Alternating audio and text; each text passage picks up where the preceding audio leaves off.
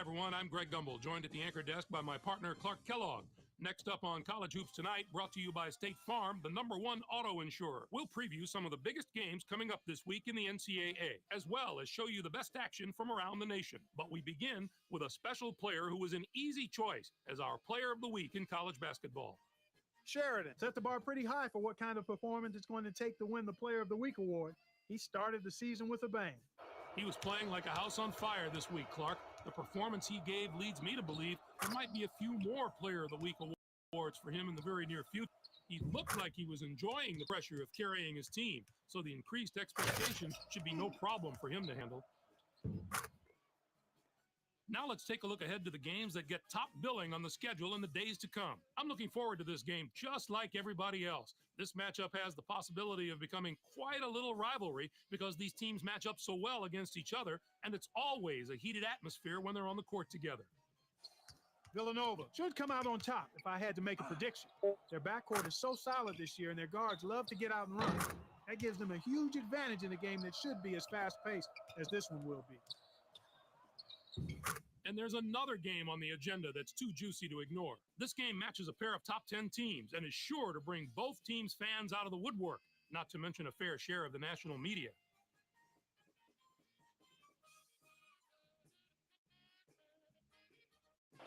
Kansas would be my pick here. They're so strong on the inside that I believe they'll be just too tough to match up with. It would really surprise me if that talent discrepancy on the inside doesn't tell the tale of this game.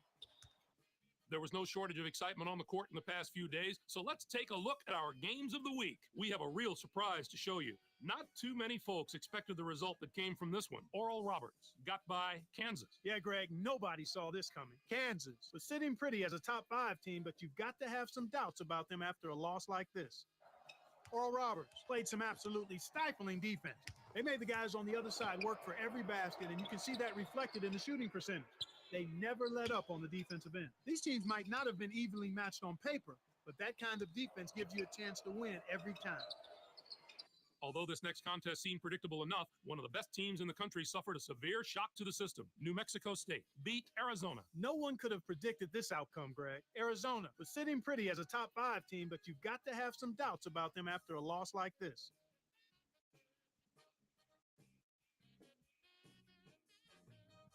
Seegers was the hero of this one with a terrific performance. His 20 points led all scorers. What I love about him is he plays with attitude, with an edge, what you need in the paint. He's enjoyable to watch, and he produced again in a big-time fashion in this game. That'll do it for us here in the studio. For my partner, Clark Kellogg, I'm Greg Gumbel. Thanks for watching College Hoops Tonight, brought to you by State Farm, the #1 auto insurer. Enjoy the exciting week of college hoops action to come.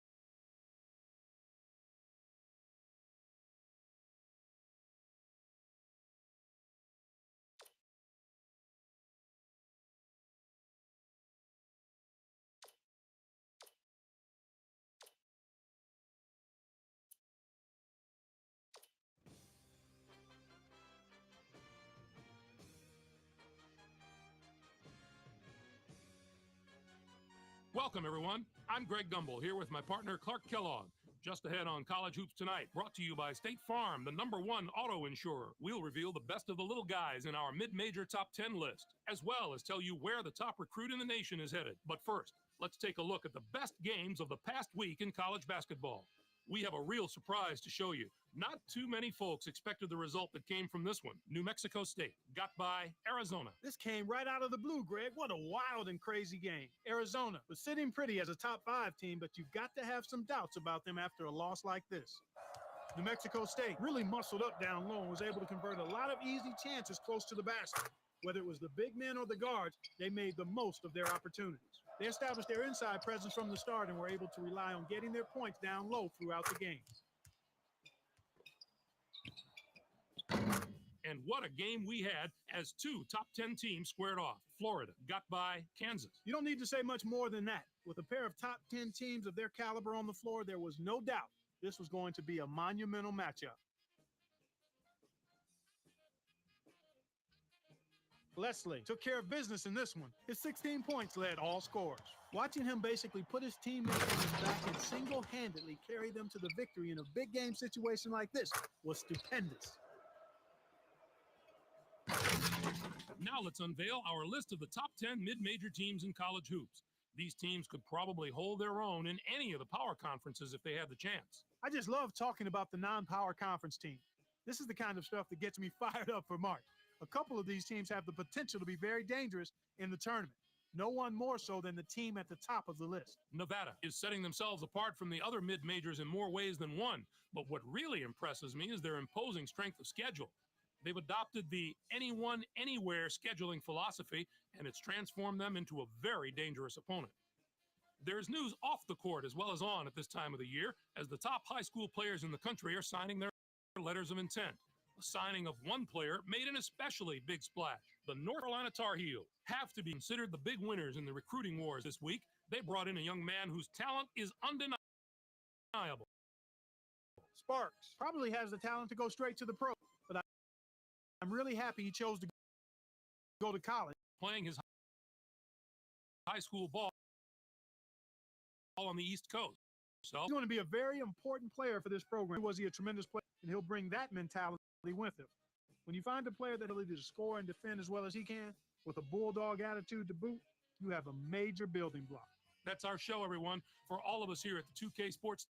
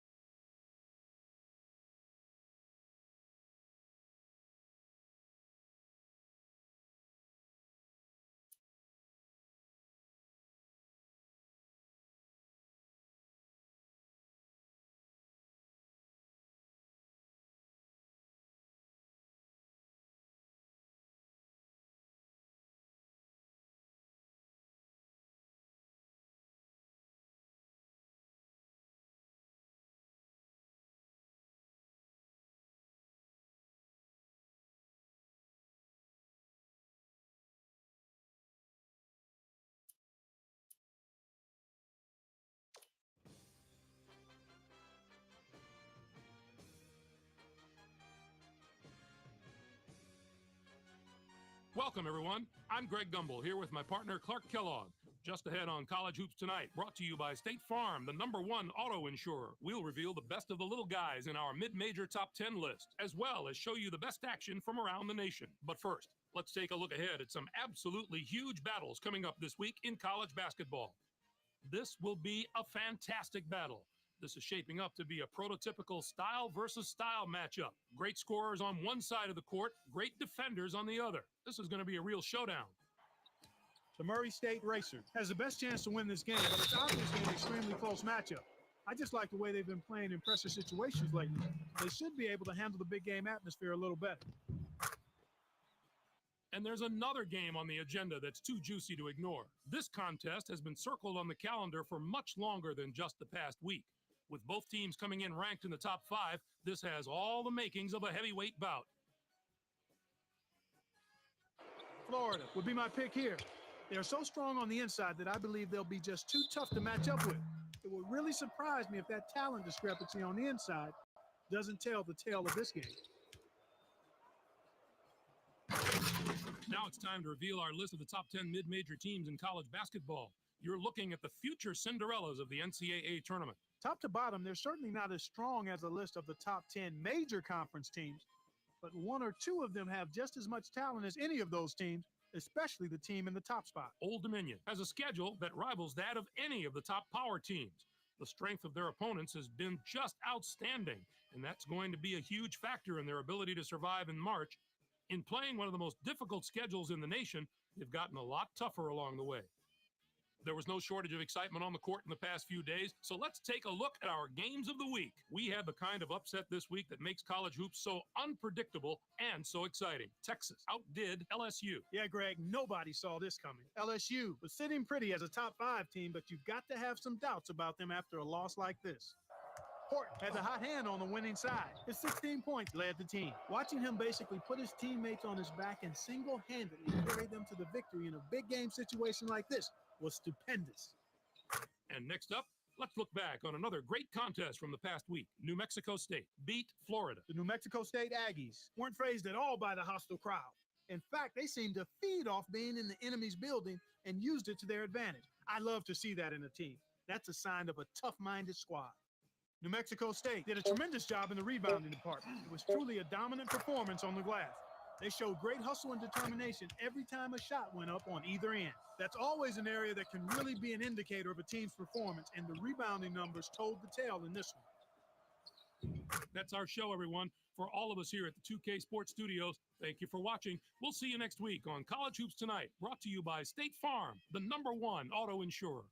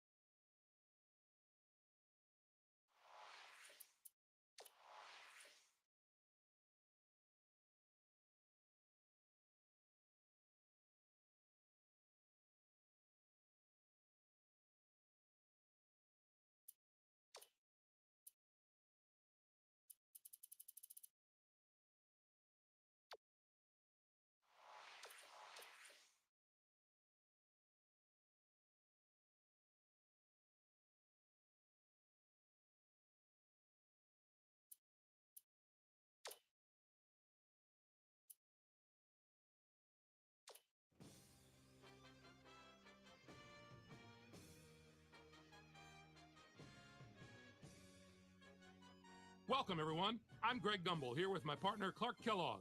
Just ahead on College Hoops Tonight, brought to you by State Farm, the #1 auto insurer. We'll preview some of the biggest games coming up this week in the NCAA, as well as show you the best action from around the nation. But we begin with a special player who was an easy choice as our player of the week in college basketball. Greer was phenomenal this week. As performances by two guards go, his ranks up there with any of them this season. It was a magical week for him, Clark, no doubt about it. The fans really got behind him as the points kept piling up, and you could see him feed off their energy. He's a cult hero to those people now, and if he has a few more weeks like this one, he'll be one of the all-time legends at that university. Now let's take a look ahead to the games that get top billing on the schedule in the days to come. This should be a terrific matchup. Both these teams are fighting to improve their position among the nation's elite teams, and they're going to have to go through each other to do it. Arizona would be my pick here. They're so strong on the inside that I believe they'll be just too tough to match up with. It would really surprise me if that talent discrepancy on the inside doesn't tell the tale of this game. And we have another upcoming contest that promises to be a classic. I'm looking forward to this game just like everybody else. This matchup has the possibility of becoming quite a little rivalry because these teams match up so well against each other, and it's always a heated atmosphere when they're on the court together. USC should come out on top if I had to make a prediction.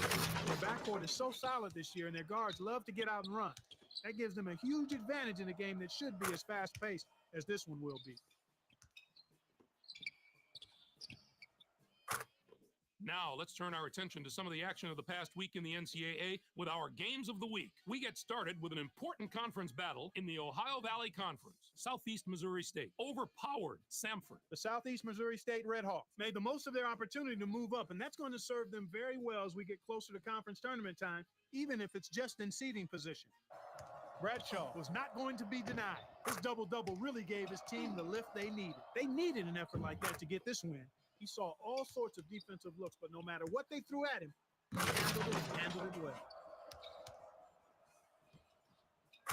And what a game we had as two top 10 teams squared off. Florida was victorious over Ohio State. The Ohio State Buckeyes let the game get away from them, and it didn't turn out to be as much of a contest as we had hoped.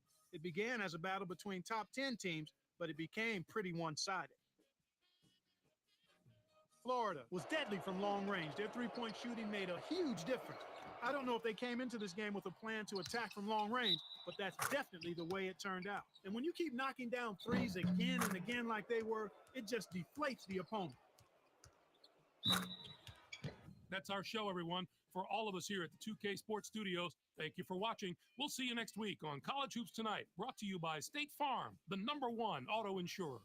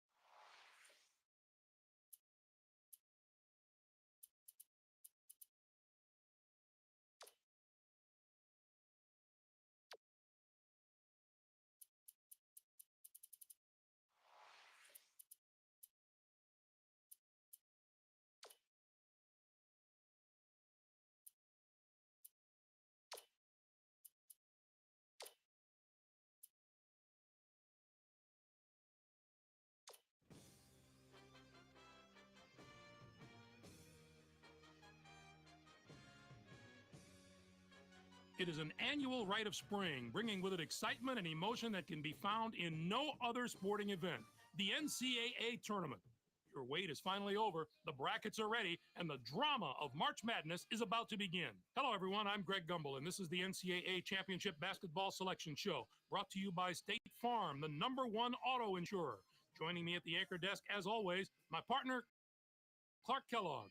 We're all set meetings and pairings. Get out your bracket sheet, get those pencils ready. Here are the basics. Of the 65 available tournament bids, 31 are automatically given to conference champions. The tournament committee hands out the remaining 34 bids on an at-large basis. An opening round game will take place on Tuesday night to narrow the field to 64 teams. But before we unveil the brackets for this season, here's a look at the final top 25 media poll of the season. There are a couple of major changes in the rankings as March Madness approaches. The Tennessee Volunteers jumped all the way from the number 19 spot to number 10.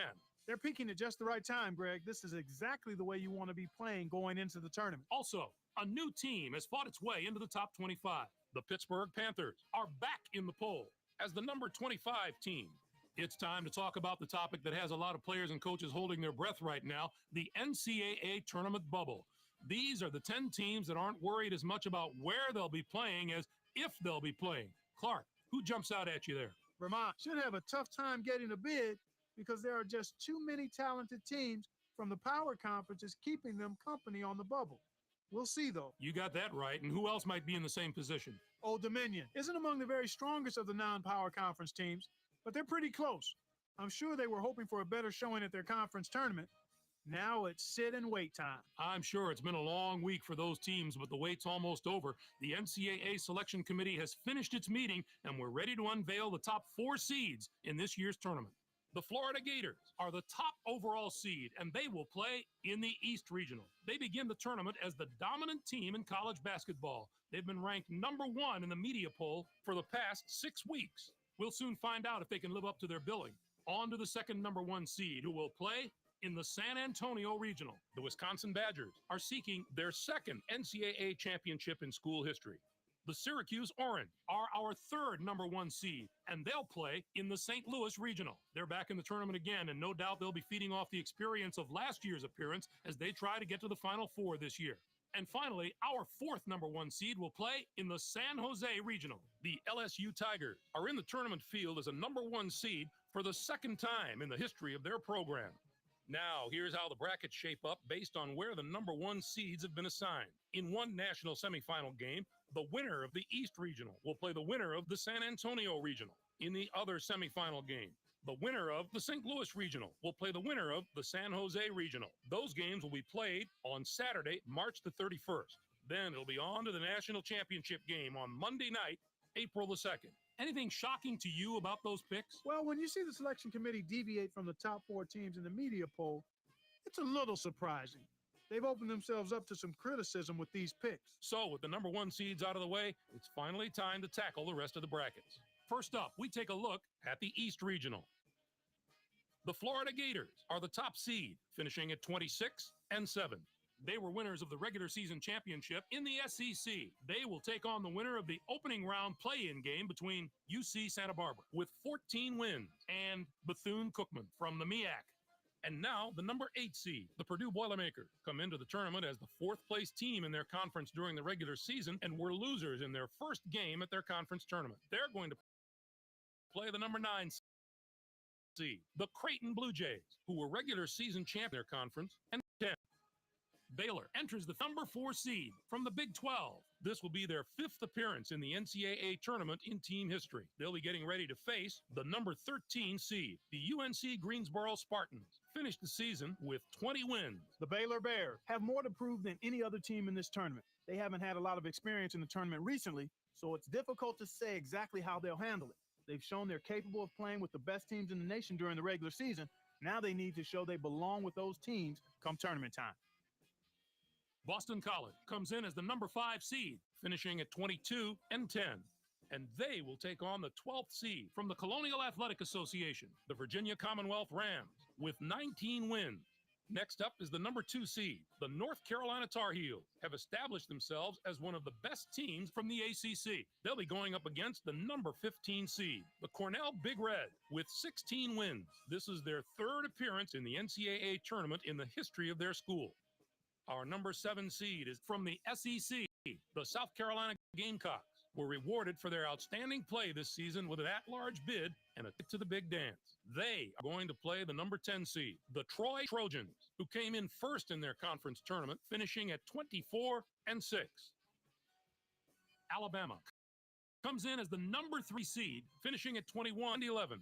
Western Illinois comes in to face them at number 14 with 17 wins in the tournament championship of the Mid-Continent Conference. The Pittsburgh Panthers are in as the number 6 seed. They'll be taking on the number 11 seed, the Xavier Musketeers, with 21 wins. I think this could wind up being the bracket that brings us this year's Cinderella story. A few of the higher seeds here have had terrific seasons, and I'll be surprised if at least one of them doesn't put together a long run in this tournament. Next up, we'll take a look at the San Antonio Regional. The Wisconsin Badgers are the top seed, finishing at 27-7.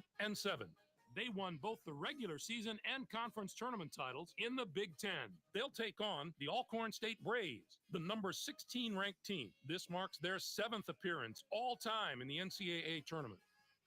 Notre Dame comes in as the number 8 seed, finishing at 20-12. Montana comes in to face them at number 9 with 20 wins and the regular season championship of the Big Sky. USC comes in as the number 4 seed, finishing at 25-9. And they'll take on the 13th seed from the Mountain West Conference, the Colorado State Rams, with 16 wins. Oregon enters the field as the number 5 seed from the Pac-10. This is their 9th appearance in the NCAA tournament in school history. They'll be getting ready to face the number 12 seed, the Southern Illinois Salukis, finished the season with 17 wins. The Oregon Ducks are going to provide serious matchup problems to any team that doesn't have depth and defensive ability at both guard spots. They have outstanding backcourt play at both ends of the court. It's the main reason they've made it this far, and they're going to have to maintain that form if they want to do some damage in this tournament. Our number 2 seed is from the Big East. The Louisville Cardinals were rewarded for their outstanding play this season with an at-large bid and a ticket to the big dance. They're going to play the number 15 seed, the Robert Morris Colonials, who came in first in their conference tournament, finishing at 18-11. Next up is the number 7 seed. The Virginia Tech Hokies are the regular season champions from the ACC. They'll be going up against the number 10 seed, the Old Dominion Monarchs, with 22 wins. This is their 9th appearance ever in the NCAA tournament. The Hawaii Warriors are in as the number 3 seed. They'll be taking on the number 14 seed, the VMI Cadets, with 16 wins. And now the number 6 seed, the Indiana Hoosiers, come into the tournament on the strength of a 3rd place finish in their conference regular season and were semifinalists in their conference tournament. They are going to play the number 11 seed, the Oral Roberts Golden Eagles, who were 2nd in their conference, finishing at 19-10. This bracket has the potential to give us a sensational matchup in the regional final if everything goes according to form and the top 2 seeds can survive the early rounds. On to our 3rd bracket of the day. Let's take a look at the St. Louis Regional. The Syracuse Orange are the top seed, finishing at 24-9. They were winners of the regular season championship in the Big East. They'll take on the Youngstown Penguins, the number 16 ranked team. This marks their 1st appearance ever in the NCAA tournament. Our number 8 seed is from the Big East. The Marquette Golden Eagles were rewarded for their outstanding play this season with an at-large bid and a ticket to the big dance. They're going to play the number 9 seed, the UCLA Bruins, who were semifinalists in their conference tournament, finishing at 19-13. Texas A&M enters the field as the number 4 seed from the Big 12. This will be their 8th appearance ever in the NCAA tournament. They'll be getting ready to face the number 13 seed, the Northern Arizona Lumberjacks, finished the season with 17 wins. The Texas A&M Aggies will be an extremely dangerous team in this tournament, mainly because they have such terrific veteran leadership. Coaches love when they have guys on the floor that have been around the block a few times because they don't get rattled. They play with composure. I look at the experience of this team as something that could put them over the top. The Belmont Bruins are in as the number 5 seed. They'll be taking on the number 12 seed, the Vanderbilt Commodores, with 21 wins. Michigan comes in as the number 2 seed, finishing at 25-9. Sam Houston State comes in to face them at number 15 with 18 wins in the tournament championship of the Southland Conference. Next up is the number 7 seed. The Marist Red Foxes are the conference tournament champions from the Metro Atlantic Conference. They'll be going up against the number 10 seed, the Charlotte 49ers, with 22 wins. This is their 12th appearance all time in the NCAA tournament. And now the number 3 seed, the Tennessee Volunteers, come into the tournament 6th in their conference during the regular season and were quarterfinalists in their conference tournament. They are going to play the number 14 seed, the Kent State Golden Flashes, who came in first in their conference tournament, finishing at 20-10. Maryland comes in as the number 6 seed, finishing at 20-12. And they take on the 11th seed from the Metro Atlantic Conference, the Siena Saints, with 20 wins. What a tremendous regional final we'd have in this bracket if the number 1 and 2 seeds here make it through the first 3 rounds unscathed. That could be one of the games of the tournament. And finally, let's have a look at the San Jose Regional. The LSU Tigers are the top seed, finishing at 23-8. They finished second in the SEC. They'll take on the New Mexico State Aggies, the number 16 ranked team. This will be their 17th appearance ever in the NCAA tournament. Next up is the number 8 seed. The Wichita State Shockers have established themselves as one of the best teams from the Missouri Valley Conference. They'll be going up against the number 9 seed, the Mountaineers of Appalachian State, with 20 wins. This is their 3rd appearance in the NCAA tournament in team history. Air Force comes in as the number 4 seed, finishing at 23-6. Holy Cross comes in to face them at number 13. Kansas comes in as the number 5 seed, finishing at 20. Kentucky enters the field as the number 2 seed from the SEC. It's yet a... And now the number 7 seed, the North Carolina State, the Villanova Wildcats. Our number 6 seed is on the surface. I'd have to say this regional might be the most difficult of the 4. Certainly the depth of quality teams here is very impressive. Whoever emerges from this bracket will have been through some battles. Clark, give us your take on the tournament's top 16 seeds. Maybe I haven't agreed with the selection committee every year, but I think they did a great job this. Now, let's bring the conference picture into focus. The SEC gets 7 teams. The Big East with 6. 5 out of the ACC. The Big Ten gets 4 teams. Here's the list of the teams that were on the bubble heading into Selection Sunday. So, partner, which of those invitees should be sending the selection committee a thank you card? Old Dominion is going to sleep a lot better. All right, Clark, now that we